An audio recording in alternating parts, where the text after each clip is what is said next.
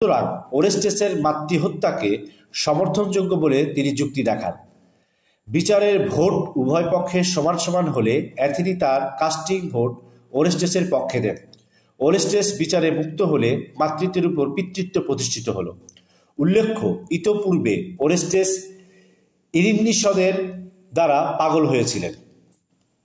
অতি শীঘ্রই অ্যাথেনির উদ্দেশ্যে ওরেস্টেস একটি মন্দির তৈরি করলেন কৃতজ্ঞতায়, কিন্তু ইরিন্নিসদের বিচার পরিবর্তনের জন্য চাপ সৃষ্টি করতে লাগলেন এবং হুমকি দিলেন যে তাদের হৃদয় থেকে এক ফোঁটা রক্ত মাটিতে ফেলে দেবেন, যার ফলে জমিতে শস্য জন্মাবে না, এথেন্সের সব শিশু মারা যাবে। অ্যাথেনি তাদের তোষামত করেন এবং তাদের এথেন্সবাসীরা বিশেষভাবে পূজা অর্চনা করবে এই মর্মে প্রতিশ্রুতি দিলে তারা শান্ত হন। ওরেস্টেস হারমিয়নকে বিয়ে করেন। তার দ্বিতীয় স্ত্রীর নাম ছিল ইরিগনি।